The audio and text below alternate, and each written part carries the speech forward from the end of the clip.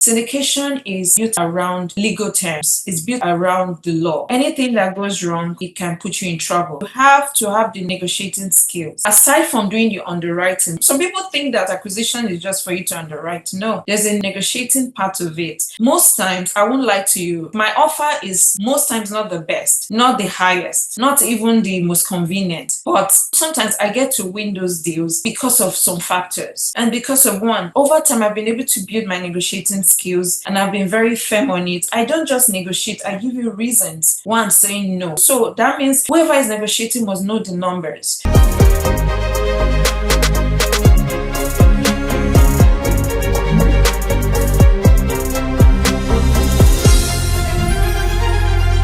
Thank you so much, Ify, and thank you everyone for coming once again. Today is a continuation of what we did last week. Remember last week, we just gave you guys a foundation of what multifamily syndication is, and today we're going to dive deep into what we're really talking about. So I just want to reiterate what we said last week. For those of us that were not around, you can buy multifamily properties through different ways, but one of the very best ways is through syndication. That is gathering people's money all together and buying a property, and in that way you all own it. Now, how is it structured? Who is doing what and who is not doing something? How is it structured? There are two parts: the active and the limited one. So last month we spoke about who the limited partners are and who the active partners are. If you missed last week, we just posted a video on my YouTube page. Scan the QR code. It's going to give you a summary of what we spoke about last week. I'm going to leave it off for a little while and continue. So last week we talked about those things. So go right there, scan it, and go watch what exactly we discussed. But today, for those of you that want to be an active partner, because some of you are interested in being one, but you don't know what the process is like and what you should do and all that. Last month, I spoke about the different roles in syndication. One of them is the acquisition. The second one is the risk capital / EMD person. And I'm going to explain that once again. The third one is your key principal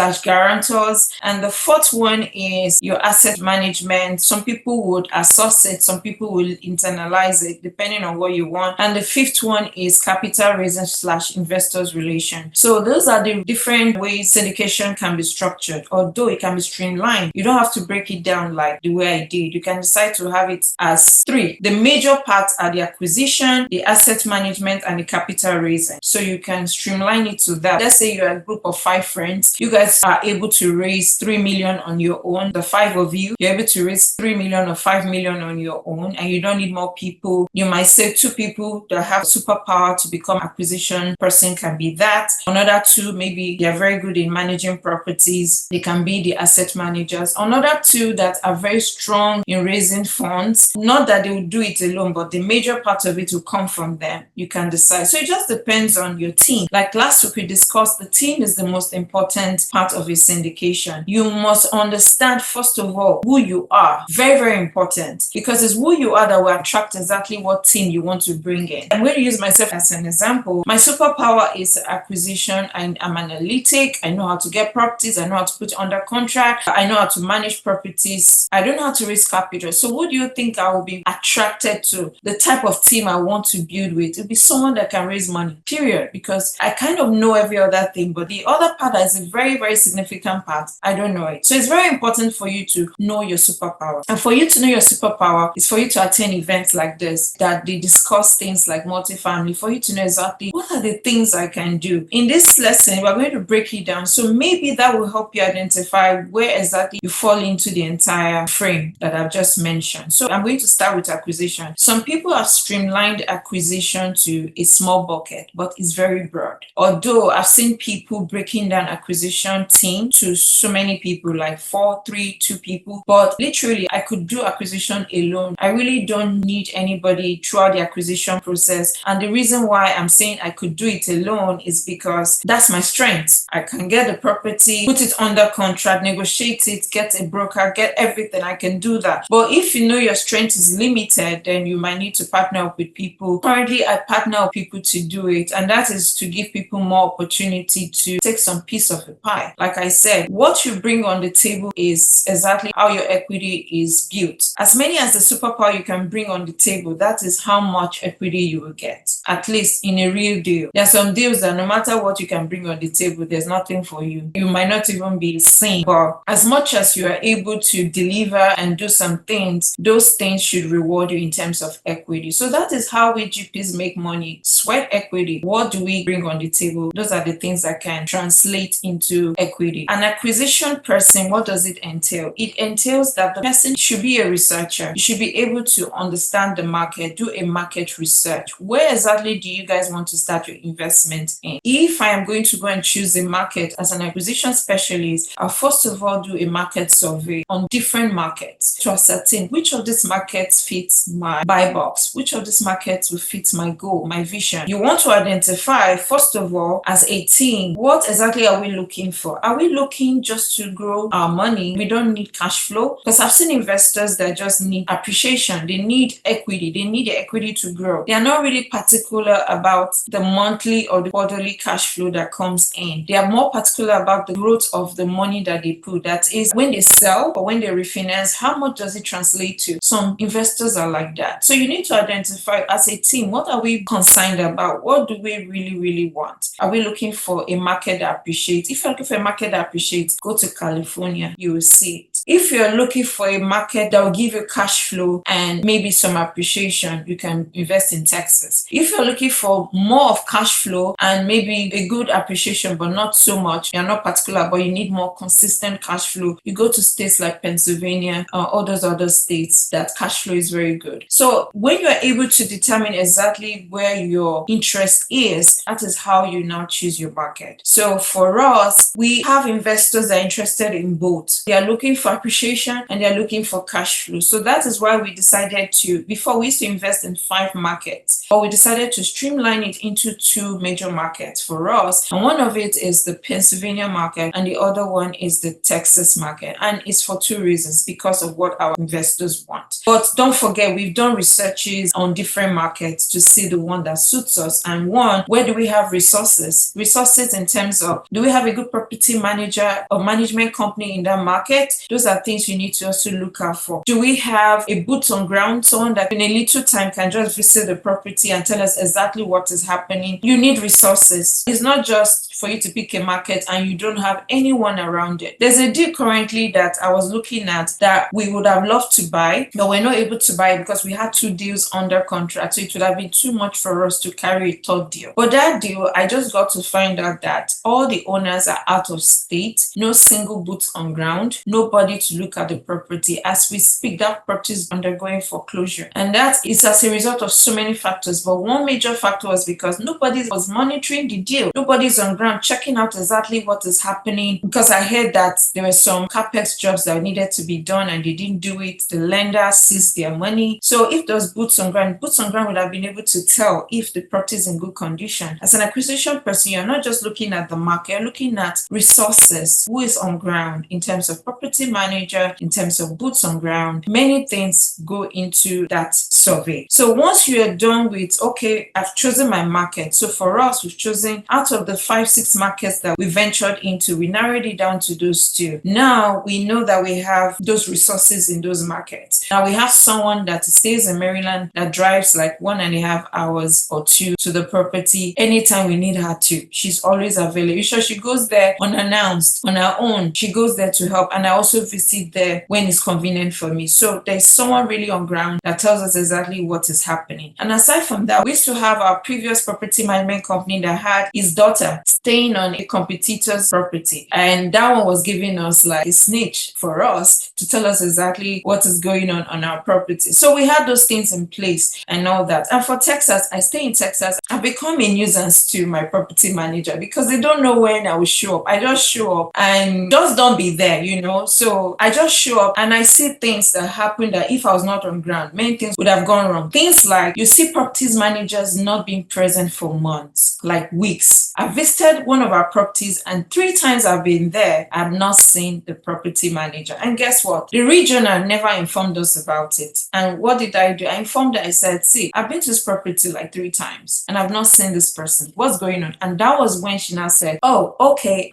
she just resigned like last week. I said, but she's not been there for 3 weeks. So who have we been paying?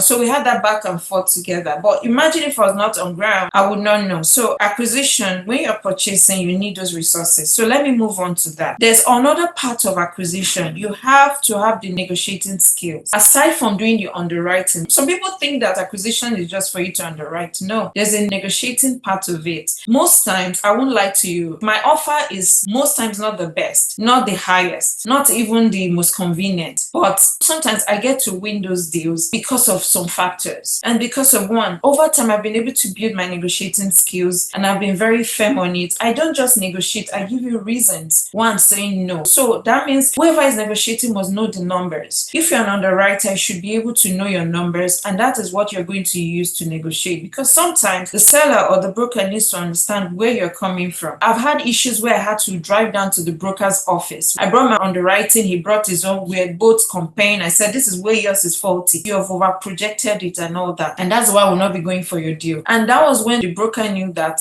if I'm bringing a deal to BB, it must be solid. If not, she's going to say no to it. So he has been having deals, but he has not brought any to me recently. And the reason is because he knows I will say no. They're overpriced. He knows they're overpriced, but he's looking for newbies to give them to. So I want you to be aware that brokers know what they're doing. They know that some deals are overpriced, but they are looking for one new person that does not really know their left from their right to hand over that property to. So you need to be careful. You need to build your negotiating skills, and negotiating skills is built around your underwriting. You need to know the numbers. You need to know the lingo. That is part of the acquisition. Another part of the acquisition is you must know your legal. Syndication is built around legal terms. It's built around the law. Anything that goes wrong, it can put you in trouble. So that is why we have 2 different lawyers, or a firm that handles 2 different things for us. One of them is the transactional part of the deal, and the other part is the syndication part. Let me explain what those 2 need. So an acquisition person, you need to know that, and you need to know the terms, because you're speaking to a lawyer. Really, a lawyer is there to advise you, but also wants to know what you want.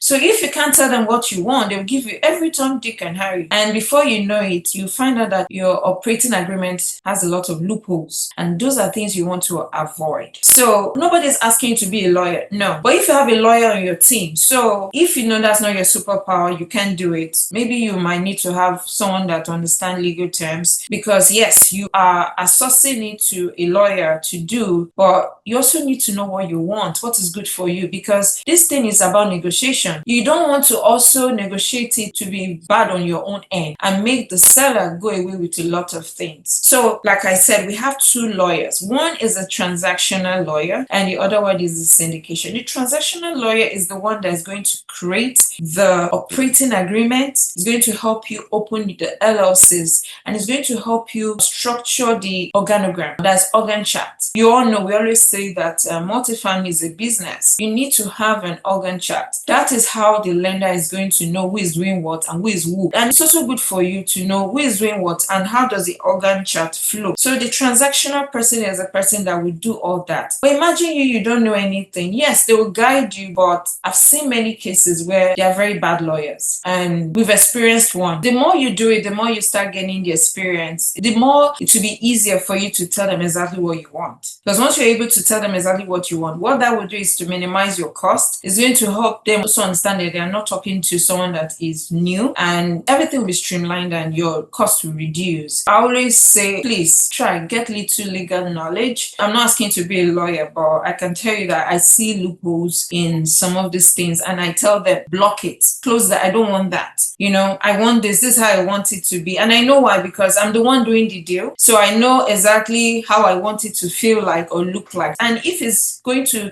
put you in trouble, they're going to advise you. You can't do it like that. This is the legal implication.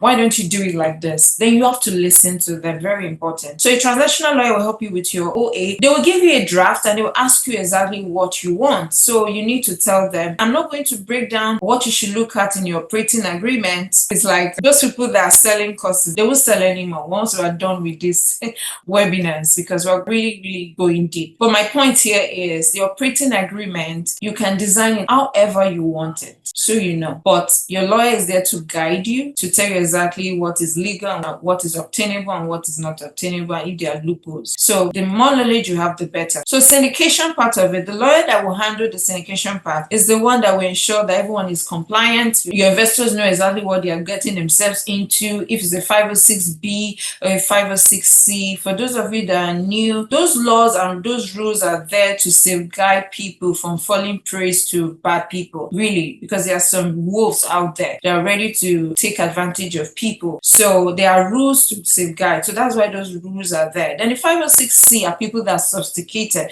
They already know exactly what they're doing. They've been in it. They earn so much money. They've been investing. They didn't just start today. There's an amount that can qualify you as 506C accredited investor.